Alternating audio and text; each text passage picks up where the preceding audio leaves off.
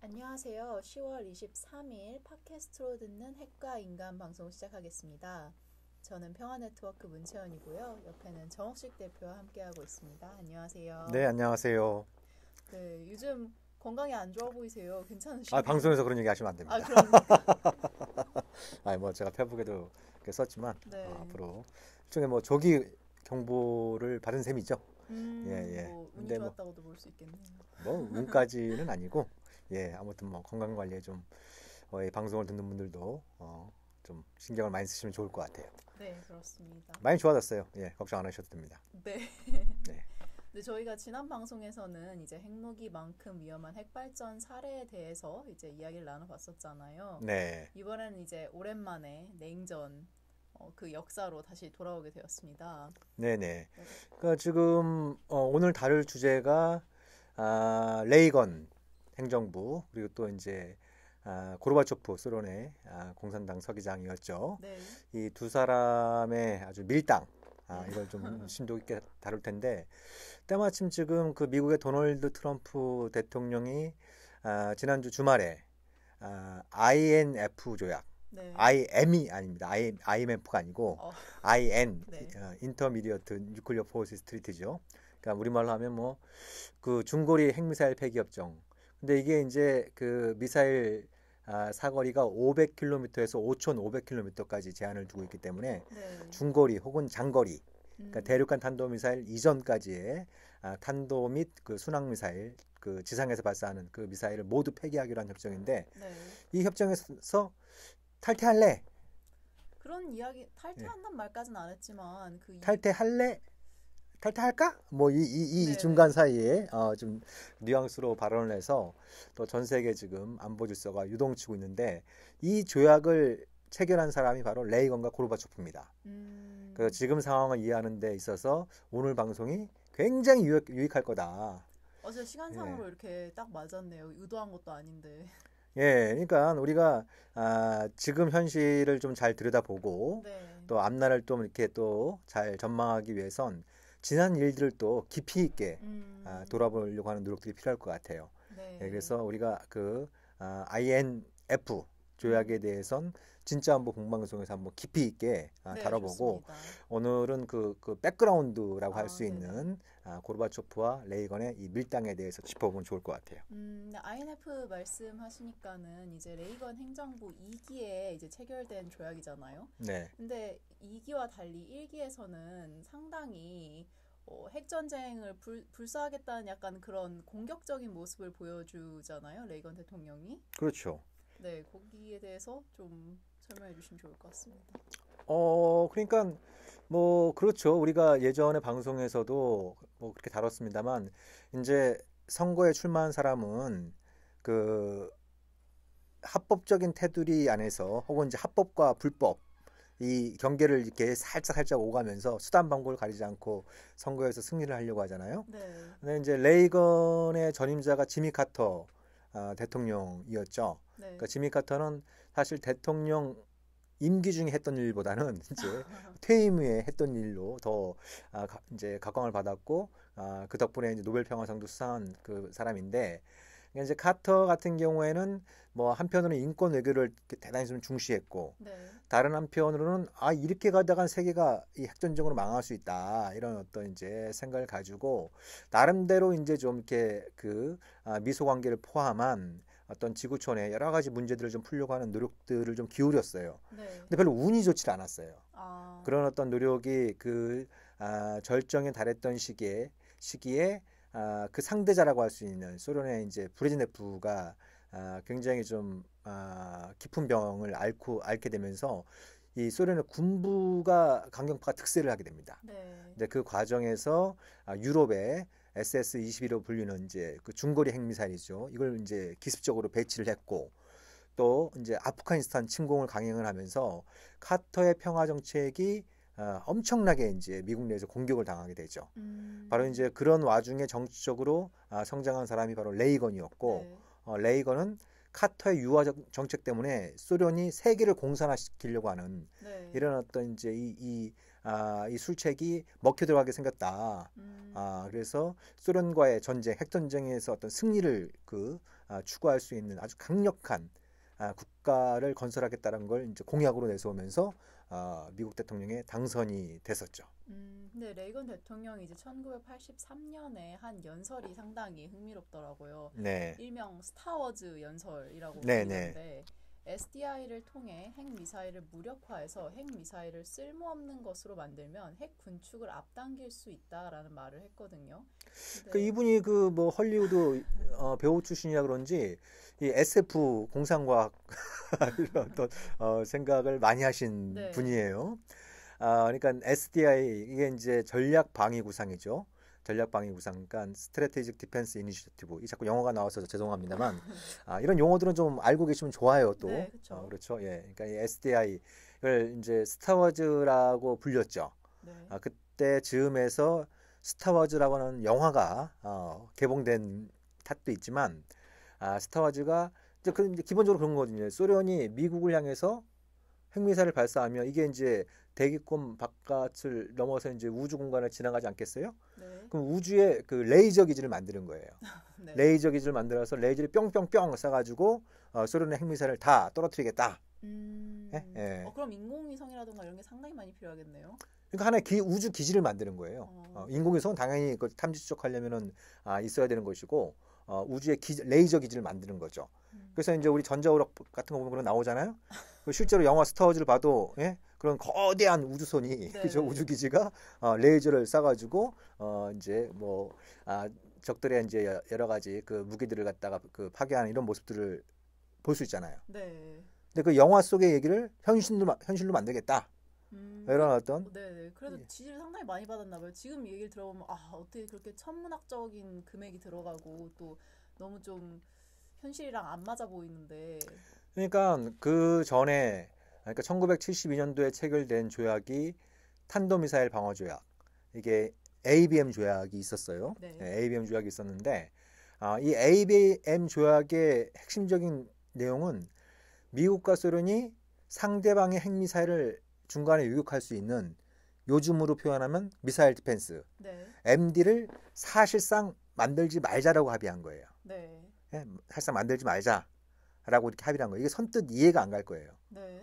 왜냐면 상대방이 핵미사일을 쐈는데 우리 대도시에 떨어지면 수백만 명이 몰살당할 수 있는 거거든요. 그렇죠. 그리고 요즘에 미국 행보만 보아도 이해가 안 되는 말이 예, 있는 예. 것 같아요. 그러니까 그거를 중간에 막을 수 있는 방패를 만드는 걸 사실상 포기한 게 ABM 조약이에요. 네. 양측 다 이거 만들지 말자. 이러다 공멸로 간다. 라는 뭐 이제 그런 인식 때문이었는데 근데 이게 이제 현실적으로는 불가피한 거죠. 네. 왜냐하면 그런 거예요. 만약에 양쪽이 서로를 절멸시킬 수 있는 공격용 무기를 갖고 있는 쪽에선 어느 쪽도 먼저 선빵을 못 날릴 거 아니에요. 그렇죠. 선빵을 날렸다간 다 죽잖아요. 네. 예? 그죠? 예. 네. 그게 전문 용어로 상호 확증 파괴. MAD. 예. 네. Mutually Assured Destruction이죠. MAD. 또 공교롭게도 그게 매드예요, 매드. 미친 그쵸. 생각이잖아요. 예. 또 다른 용어는 전략적 안정이에요. 네. 전략적 안정. 쉽게 얘기하면 공포의 균형인 거예요. 공포의 균형. 네. 그러니까 서로가 상대방을 절멸시킬 수 있는 공격용 무기를 갖고 있는 상태에서 오히려 역설적으로 취약성이 안보에 기여한다. 네. 이런 어떤 취지의 얘기는 과거에 2차 대전의 영웅으로 불렸던 영국의 처칠이나 미국의 아이젠하워가 한 말이에요. 제가 한 얘기가 아니고 이 MD에 대해서 옹호론자들이 이렇게 비판론자들이 한 얘기가 아니고 그런 어떤 전쟁을 수도 없이 겪었던 사람들이 한 얘기 속에 하나의 그 진실이 담겨 있는 거예요. 예, 그러니까 내가 상대방의 공격으로부터 취약할 수 있다는 점을 인지할 때, 네. 그죠? 내가 선빵을 날리지 않게 되는 이런 어떤 상태를 유지하는 게 표면적으로 볼 땐 불안해 보이지만 이건 또 불가피한 거다. 이 핵시대에 서로 살아남으려면 불가피한 것이다라는 네. 그런 어떤 의미를 담고 있어요. 근데 이게 도덕적으로 보면은 상당히 문제가 있는 것처럼 들려요. 그렇죠. 그죠? 정치적으로 볼 때는. 인간의 이성이 그 정도밖에 안 된다는. 그러니까 그런 것도 있잖아요. 예. 네. 그러니까 레이건 같은 사람은 그렇게 얘기를 하는 거예요. 그리고 레이건을 뒤에서 막 부추긴 사람이 에드워드 텔러라고 하는 이제 수소폭탄의 아버지죠. 이런 사람들이 이렇게 한 얘기는 그건 뭔 소리냐? 그 말도 안 되는 소리. 그건 굉장히 모욕적인 얘기다. 네.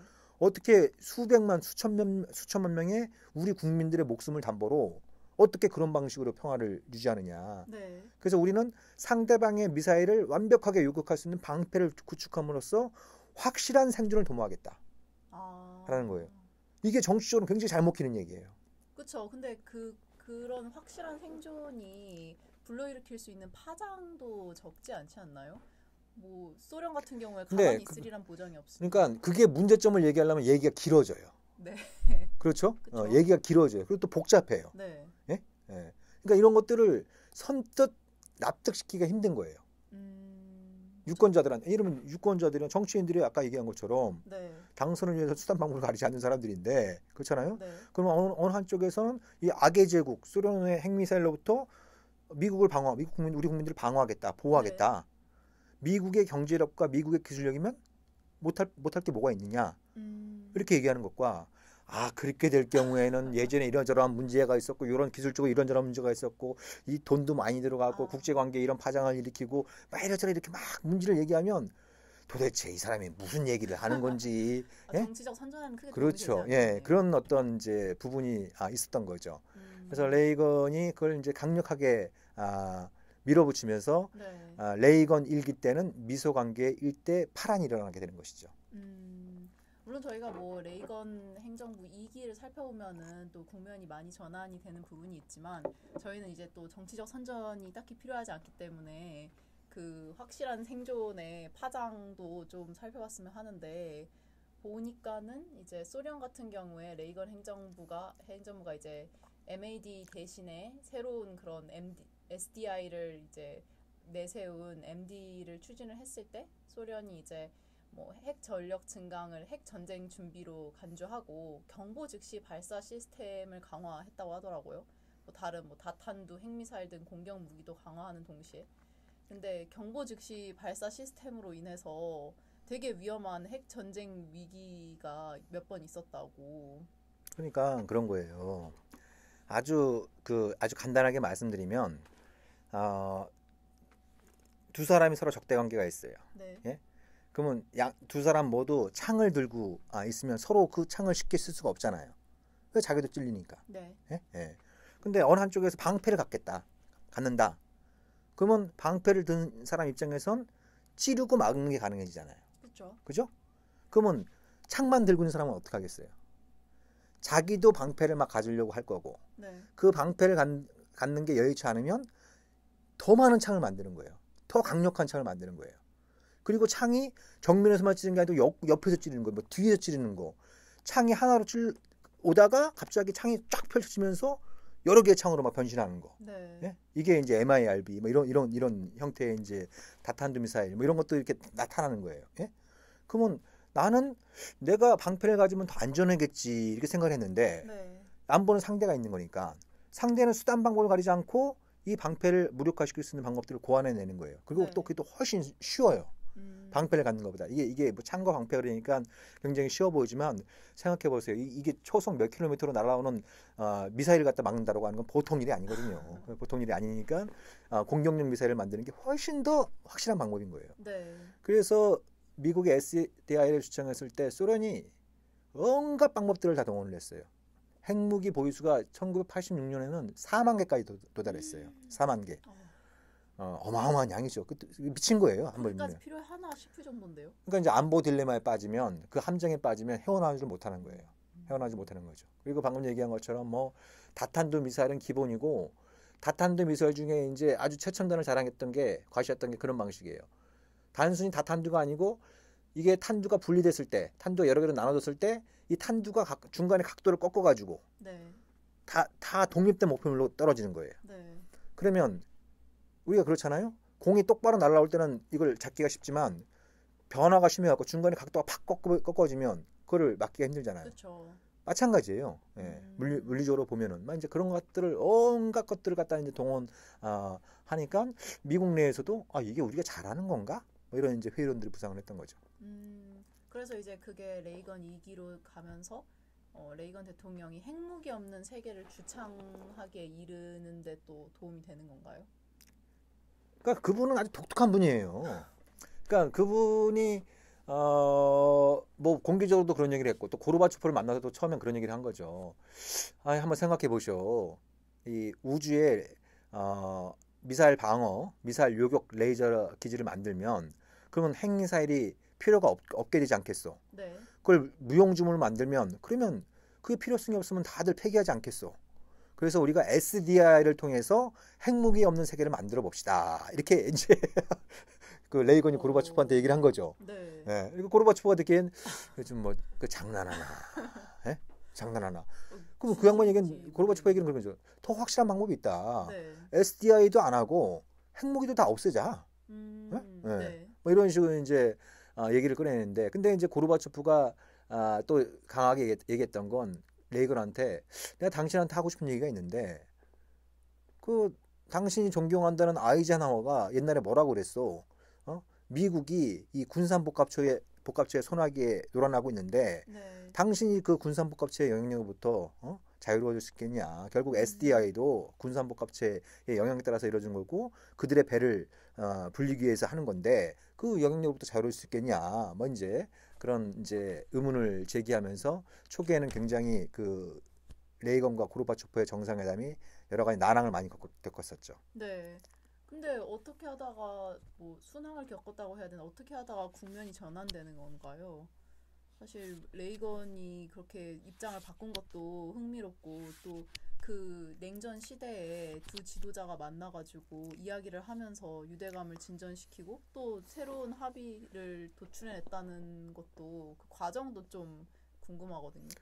그 과정이 궁금하신 분은 핵과 인간 책을 통해서 좀 자세한 내용을 접할 수 있고 네. 몇 가지 요인들이 있었죠. 첫 번째는 이제 중재자들이 등장했죠. 네. 중재자들이 등장해서 프랑스의 이제 미테랑 대통령, 이분은 이제 사회당 소속이지만 또 프랑스가 미국의 동맹국이죠. 네. 그러니까 정치 이념적으로는 그 소련에 그렇게 적대적이지 않았지만 미국의 동맹국이라고 하는 지위를 가지고 고르바초프와 레이건 좀 처음 만났을 때 틀어진 이 두 사람의 관계를 중재하려고 했고, 그리고 소련과 그 대탕태의 문을 열었던 리처드 닉슨, 네. 그럼 내가 한번 나서보겠다. 그래서 이제 모스크바에 가서 고르바초프 만나가지고 당신 잘 생각해야 된다. 지금 보수 정권인 레이간 행정부하고 쇼부를 치는 게 죄송합니다. 이게 이제 문제를 해결하는 게 네. 나중에 미국의 정권이 바뀌어도 잘 이렇게 안정적으로 유지하니까 저 레이건 얘기가 너무 일희일비하지 말고 한번 두 사람이 잘 지내보셔. 뭐 이렇게 얘기를 하는 이런 어떤 모습도 있었고, 네. 그리고 기본적으로 그 고르바초프는 개방주의자였어요. 글라스노스트, 페레스트로이카. 그래서 이런 어떤 부분들은 그 이전부터 계속 유지되어 왔었기 때문에 네. 고르바초프는 본인 스스로 나는 준비되어 있다. 미소 관계를 근본적으로 변형시킬 냉전 시대를 끝낼 또 핵 시대를 끝낼 준비가 되어 있다라는 점을 이제 갖고 있었고 그런 부분들을 과시했었고, 그리고 미국의 정치적 변화도 컸어요. 내부 상황에 그렇죠. 네. 일단 그 86년도에 있었던 중간 선거. 네. 그때 미국 중간 선거에서 공화당이 완패를 하게 되죠. 아이고. 예, 그래서 민주당이 의회를 장악한 민주당이 SDI 예산을 대폭적으로 깎아버립니다. 예? 예, 예. 네. 말도 안 되는 짓을 하지 마라. 제발 영화와 현실을 좀 구분해라. 네. 이 스타워즈는 에피소드로 끝나야지. 이걸 갖다가 현실화 시키려다간 미국이 거덜난다. 뭐 네. 이제 이런 부분에서 SDI 예산을 대폭적으로 삭감을 해요.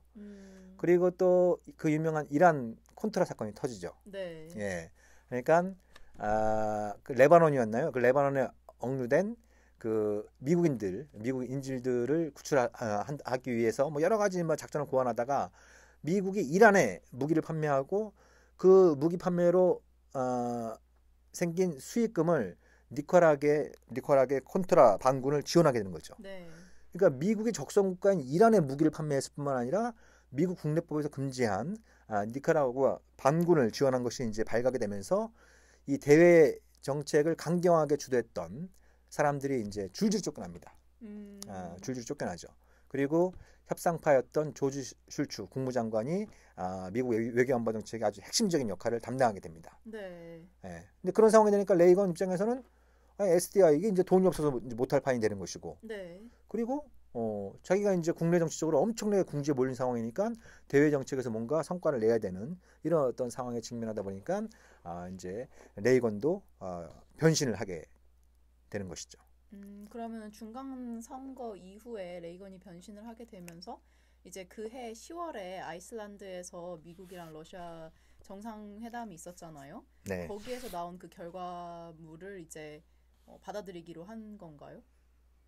이때도 뭐 쉽게 되지는 않았었죠. 네. 그러니까 86년 10월이었나요? 그 레이캬비크에서 두 사람의 정상회담이 두 번째로 열렸는데 이때 이제 고르바초프는 저거 SDI 안 되겠구나. 안 되겠구나에는 두 가지 의미가 있었죠. 네. 저건 도저히 우리가 용납할 수 없다는 것도 있지만 네. 또 하나는 미국 내부에서 제동이 걸리겠구나. 뭐 네. 이런 어떤 생각을 갖고 있어서 그래서 고르바초프가 정할 거면 R&D 수준에서만 해라. 네. 연구용 단계로만 한다고 한다면 우리가 눈 감아줄 수 있다. 이제 그렇게 얘기한 건 이제 고르바초프 눈에 보이는 거죠. 저게 미국 예산도 삭감될 거고, 네. 저게 이제 하다 중단될 거다라고 하는 것 같다 이제 생각을 했는데, 그것마저도 이제 레이건이 거부를 했었죠.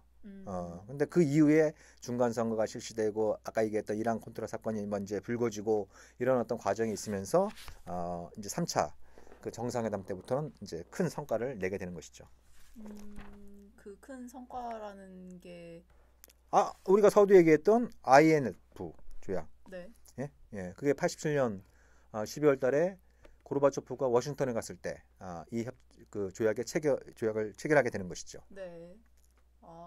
그래서 이제 1989년 12월에 뭐 일단 레이건 대통령은 이제 퇴임을 하셨으니 부시와 고르바초프가 이제 몰타에서 냉전 종식을 공식 선언하면서 네네. 이 길고 긴 냉전의 막이 일단은 일단락 되는 거겠네요. 그렇죠.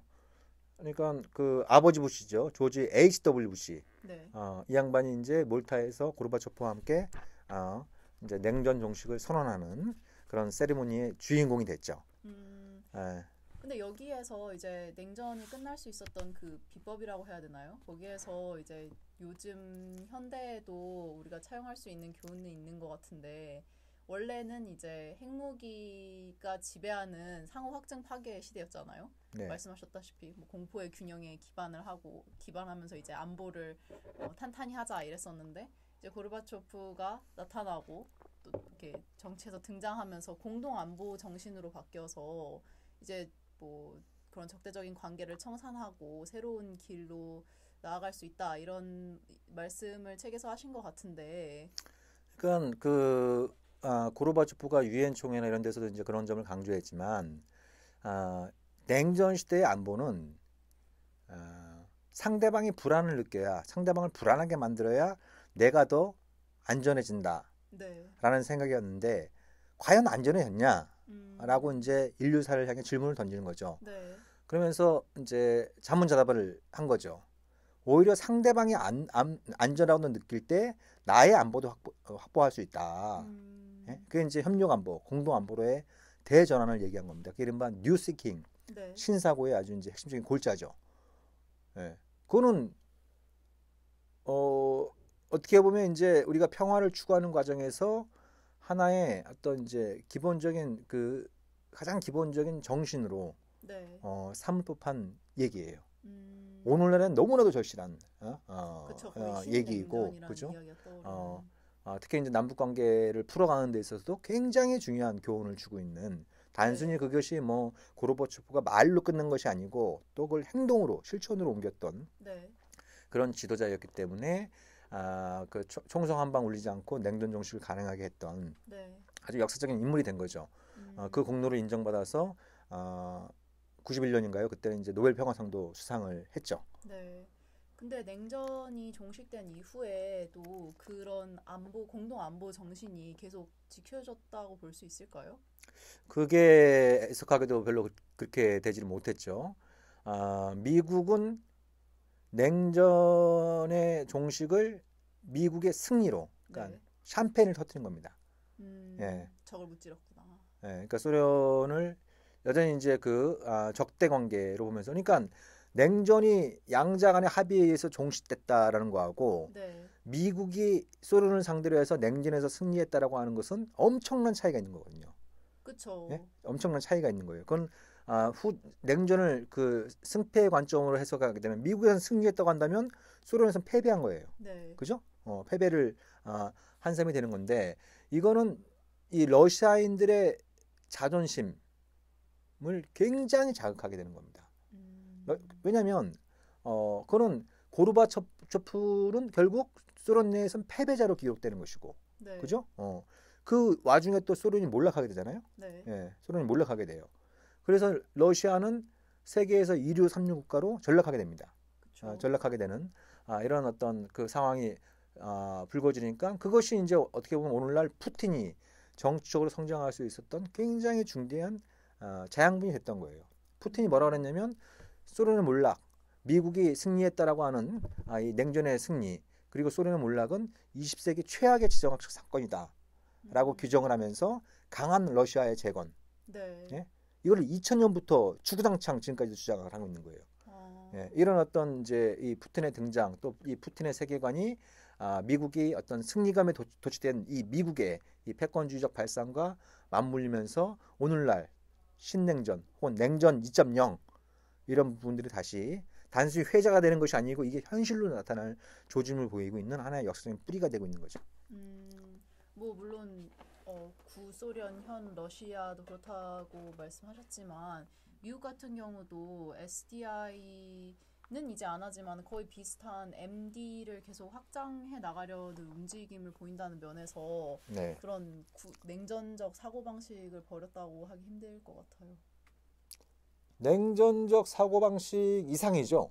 음, 그러니까 일종의 제국적 발상입니다. 네, 제국적 발상인 거죠. 그러니까 그게 이제 오늘날 미국 내에서 어떻게 보면 하나의 이제 역풍이 불어가지고 트럼프 현상 이런 게 나타난 거죠. 그러니까 미국은 어떤 그런 자기들이 어떤 독특한 고귀한 사명의식 이런 걸 하나 갖고 있어요. 네, 그러니까 미국은 세계에서 가장 우월한 국가이고 네, 그런 어떤 우월하기 때문에 국제 규범이나 국제 질서에서 그걸 주도하면서 동시에 그게 미국의 주권, 미국의 행동을 제약할 소지가 있다고 한다면 미국은 예외적으로 행동할 수 있고 그게 미국 예외주의가 되는 것이고, 네, 그죠? 예.